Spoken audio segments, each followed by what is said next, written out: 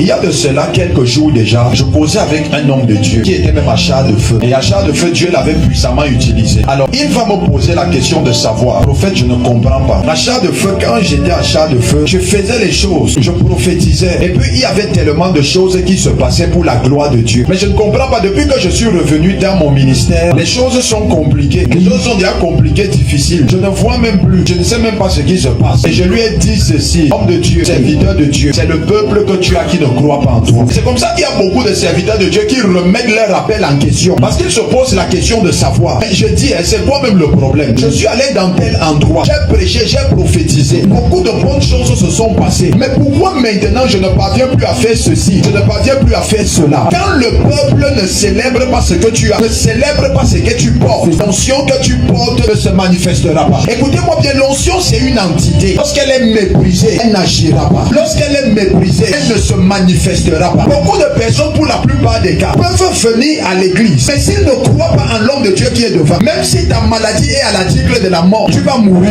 Et il y a certaines personnes qui, eux, croient en lui, qui bénéficieront de cela. Tu ne peux rien recevoir de quelqu'un en qui tu ne crois pas. Tu ne peux rien recevoir de quelqu'un que tu ne respectes pas, de quelqu'un que tu ne célèbres pas et ne valorises pas. Et la loi de Nazareth, c'est une loi où les gens s'accommodent à un phénomène qu'on appelle le phénomène de la familiarité et le phénomène du déjà vu. Nous le connaissons, nous l'avons vu grandir. Nous l'avons vu grandir devant nous ici. D'où vient-il qu'il accomplit déjà toutes ces choses? D'où vient-il qu'il fait déjà toutes ces choses? Lorsque tu entres déjà dans cet état d'esprit, j'aimerais te dire en toute vérité, tu ne peux rien recevoir venant de la personne. Vous serez étonné de ce que quand la personne ira ailleurs, des miracles extraordinaires se passeront. Des choses terribles et tangibles se passeront. Mais lorsqu'elle est au milieu de vous, les incrédules, vous qui ne croyez pas en lui, rien ne se passera. Et j'aimerais te dire une chose, là on ne croit pas en toi, quitte là, va ailleurs, va dans un autre endroit, on croira en toi. Ne laisse pas la mauvaise atmosphère, mais là on ne croit pas en toi, influencer et t'affecter négativement. Lorsque vous prenez la bouteille d'eau, c'est une bouteille d'eau, n'est-ce pas? Peu importe la bouteille d'eau, peu importe la marque de la bouteille. Regardez une chose, les prix de la bouteille varient en fonction des milieux, varient en fonction des endroits. Quand vous partez acheter la bouteille dans une boutique d'alimentation, ça a son prix. Quand vous achetez ça dans un avion, ça a son prix. Ça n'a pas le même prix que dans la boutique d'alimentation. Vous allez l'acheter dans un hôtel, ça a un autre prix, mais c'est la même bouteille. Là on ne te valorise pas, quitte là.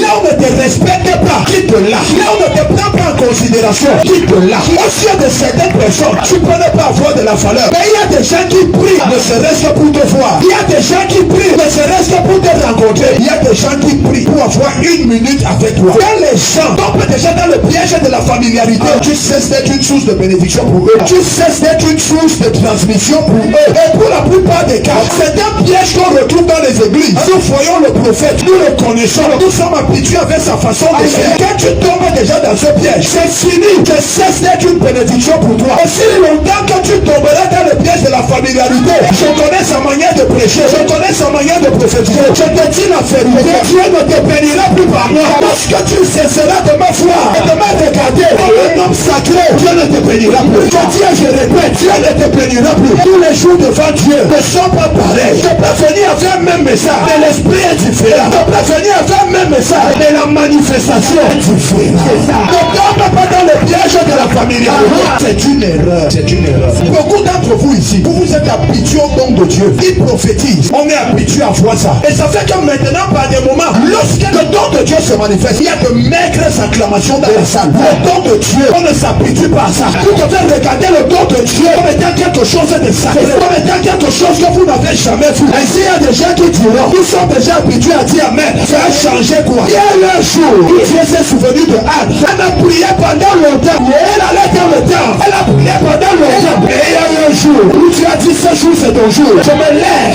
et je t'accorde cet héritage. C'est pas la qualité de ton amen, de ton